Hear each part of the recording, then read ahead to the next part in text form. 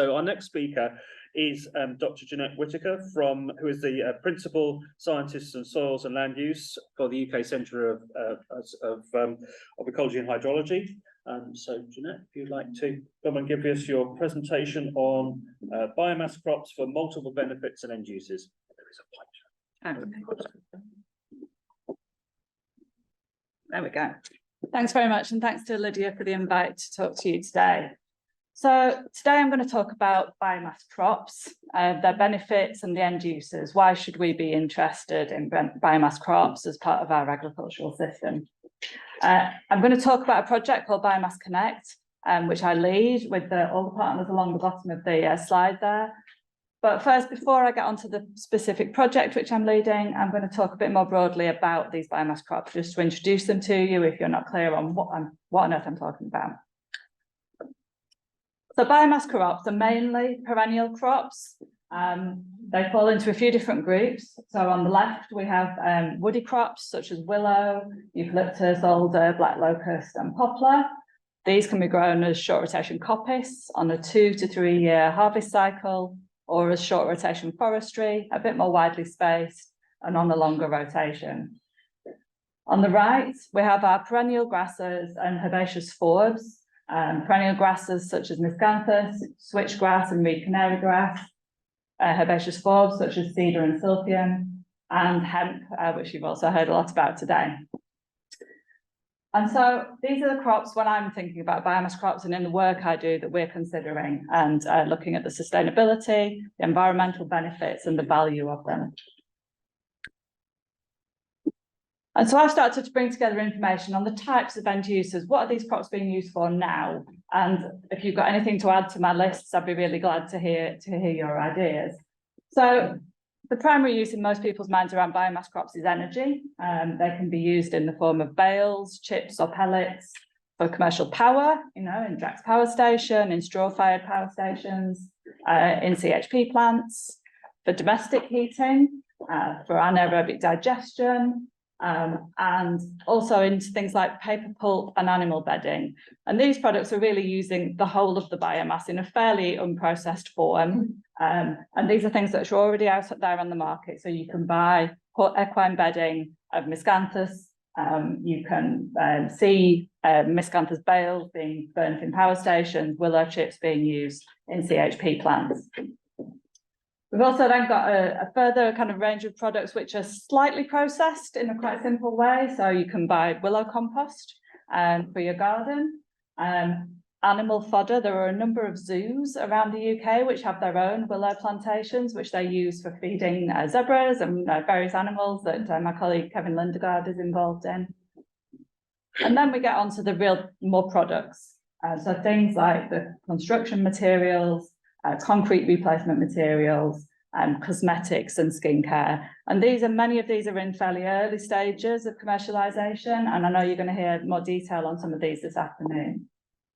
Selixin is one that's of interest. Our colleagues in Denmark are working on from willow, and that's kind of an extract from the bark.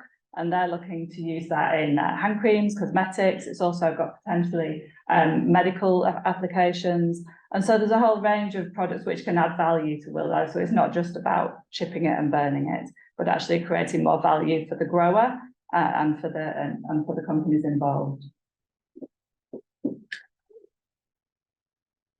There's also quite a lot of future uses in research and development, and I know that there's a much bigger list than these, but these are just some of the categories that I know about, some of this work. So biomass becomes much more valuable when you're thinking about net zero, when it's paired with carbon capture and storage. So these are power stations where they're not only using the biomass to displace fossil fuels, but they're actually capturing the CO2 and storing it underground, and then it becomes a negative emissions technology. There's been lots of talk for CCS over the years, and we still don't have a commercial CCS plant in the UK, but there are very large-scale pilots, and we're very close, and the government are commissioning CCS work. But in terms of achieving net zero and climate change mitigation, it's a really critical plank in all of the projections of how we're going to meet net zero. And biomass crops have a really important role in delivering the biomass index. There's also work looking at breeding new varieties that are more appropriate for anaerobic digestion from these fairly woody fibrous crops, such as green cane. So miscanthus is normally harvested once it's senesced and dried for energy use, but actually having it as a green product for anaerobic digestion leads to greater efficiency. There's lots of work again on future construction materials, fiberboards, plaster, paper products, textiles, platform chemicals, biorefineries. There's an enormous amount of work going on in Europe and across the world in taking these biomass crops and looking at actually what is then more beyond the energy, heat and electricity routes. And the crops are also really beneficial in environmental senses as well.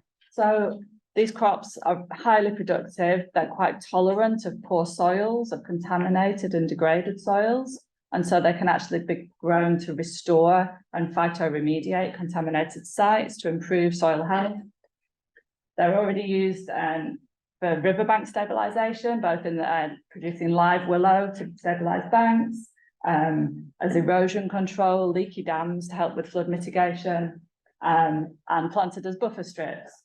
And colleagues in Northern Ireland particularly have done a huge amount of work on using willow to mitigate nutrient problems. So I don't know if you've seen any pictures of Loch Ness in the centre of Ireland, which is green because of nutrient issues from agriculture. It's a huge national problem for Ireland. And willow and colleagues at ASPI in Northern Ireland have shown that planting willow as buffer strips along watercourses between agricultural fields and the water system can actually mitigate those nutrient problems. They're also doing lots of work on wastewater management, filtration, landfill leachate management. And so there's a whole load of applications where these crops can benefit, not just the productivity and the yield that you're getting off in terms of the biomass, which can be used, but actually by planting them, you're creating environmental benefit in itself. And this is just some pictures from my colleagues at ASPI, which is the Agri-Food Bioscience Institute in Northern Ireland, where my colleague Chris Johnston's got a whole range of projects looking at these environmental impacts of planting willow, looking at how they absorb leachates from the soil, they take the nutrients out, and the impacts on water quality downstream. And so I'm an environmental scientist at the UK Centre for Ecology and Hydrology. And so I'm interested in perennial biomass crops because of their potential to contribute to net zero. So can we use these crops to mitigate climate change? And there are a whole range of environmental benefits. I've talked about how we can apply them, but there's also a huge breeding potential in these crops. There have been breeding programs, but conventional crops, we are way behind in terms of having the right varieties for the right locations, for the right end users. So there's huge potential there to improve that. The 3 stars at the top are the 3 key things: the biomass that can replace energy, fossil energy, bio-based products, greenhouse gas mitigation, and if we're planting in the UK, contributing to energy security, domestic energy security. But as I said, there's a whole load of other environmental benefits that I've just been through on the previous slide around phytoremediation, flood mitigation, nutrient protection, things like that. But we also need to acknowledge that no crop is perfect, and so there are environmental disbenefits and there are risks to scaling up the growth of these crops. So currently in the UK, we only have about 12,000 hectares of these crops planted. It's tiny. I've been working in this area for about 15 years and it's not changed a whole lot in that time, because a while ago there was an energy crops planting scheme, crops were planted in the UK, but since then subsidies have been withdrawn, markets have disappeared, and so it's been a difficult industry to work in. And my colleague Kevin Lindegaard, who's talking later on this afternoon, has been working in this industry for 30 years and seen the kind of peaks and troughs of this and lived it. And so it's really important that we're honest about what they can deliver and what they can't, and where the risks are around scaling up, because the Climate Change Committee projections and the projections that went into the net zero strategy were that we need 500,000 hectares of these crops to deliver to net zero. Now that's been rolled back some in the biomass strategy, which was published this year, but the target in the biomass strategy is still around 200,000 hectares. And when you think we've got 12 now, we really got to think about what the impacts of that land use change are for the UK. As I said, there are risks, and so there are long breeding cycles. New varieties are coming through, but the breeding cycles for perennial crops with a 15 to 20-year lifespan are really long. Markets are immature. It's fairly low TRL in terms of technology, and there are risks around water use, relying on soil carbon sequestration from perennial crops, which might not be permanent. And so we have to balance up these kind of costs and benefits around the crops and really look at the value overall. Many of these risks and disbenefits can be addressed through innovation and through good information. So knowledge, improving knowledge and awareness of these crops in the agricultural sector to make sure that we are planting these crops in the best place, so the right crop in the right place, just like any other crop, that we are doing it in a sustainable way and an efficient way. And so the project that I'm leading is trying to address some of these risks through innovation and through supporting the sector nationally to really improve knowledge and awareness of biomass crops across the UK.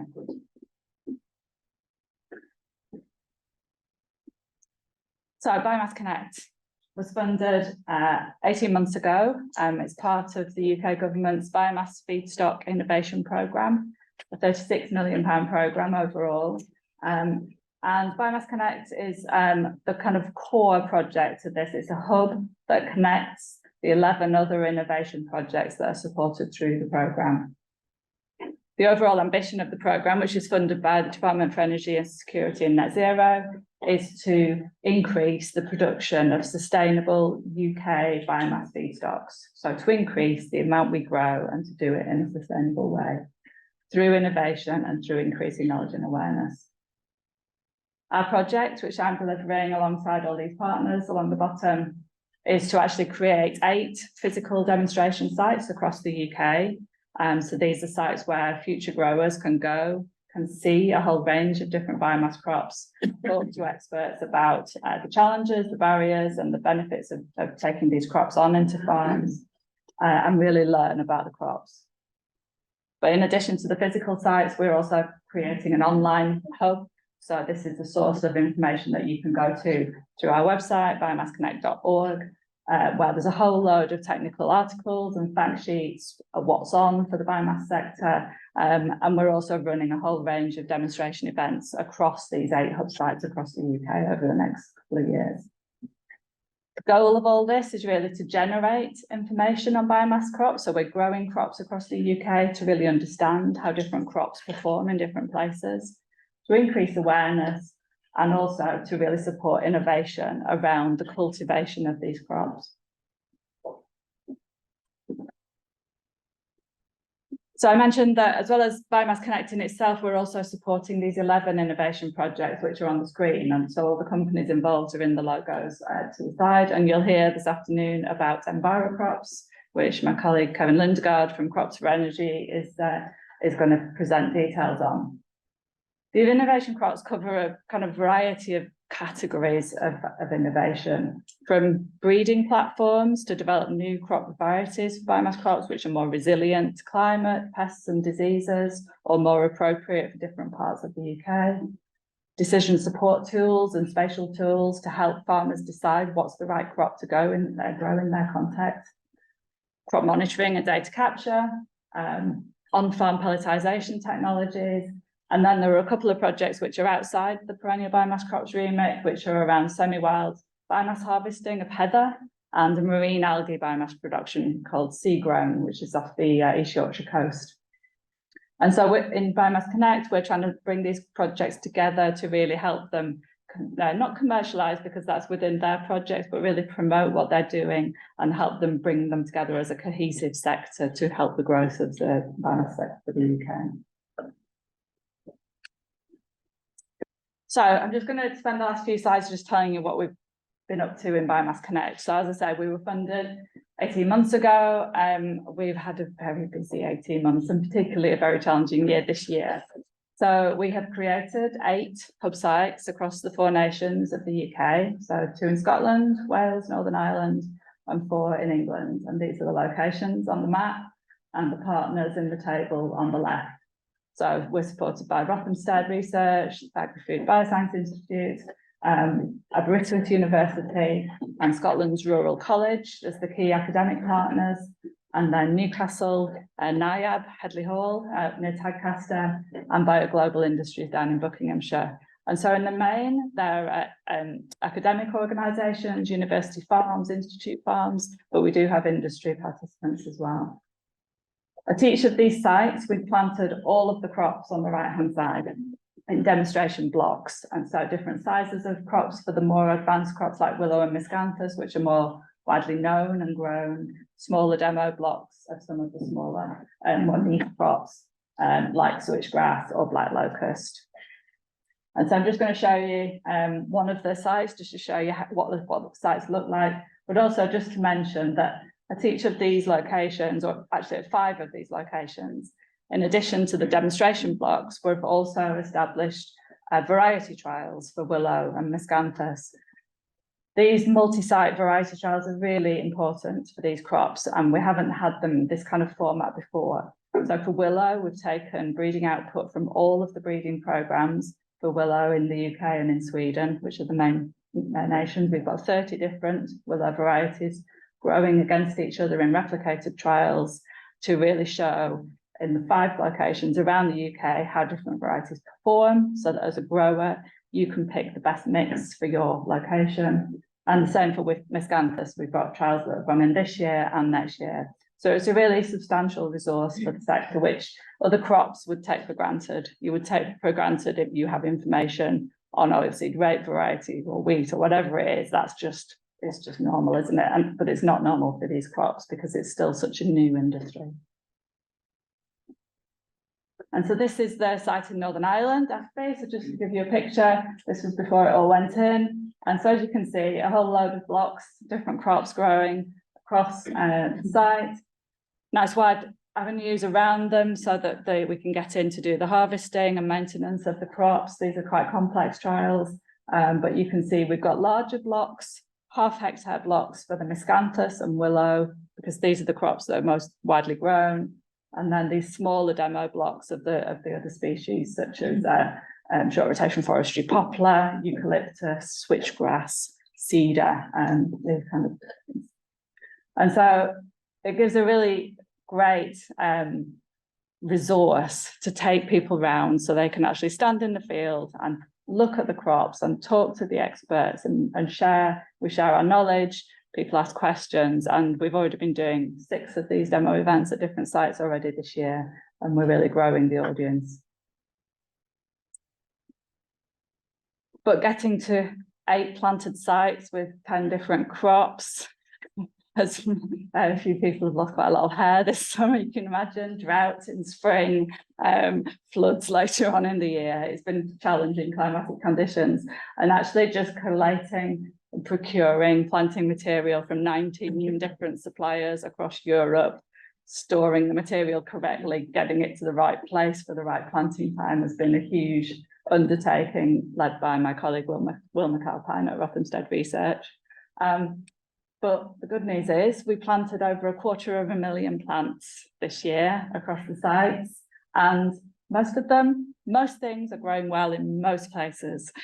Obviously, it's real life, so not everything is doing amazingly everywhere, but considering the weather we've had, we're really, really happy with how the sites are looking. So these photos from a couple of the sites just showing that these were SRF poplar, which were planted this spring, and this was done in mid-September. They're amazing growth, the willow at the top, the miscanthus there, alder, etc. And so over the next few years, these sites are really going to develop as these crops grow up, and we can see how they're performing. But yeah, I'm very satisfied with where we're at this year.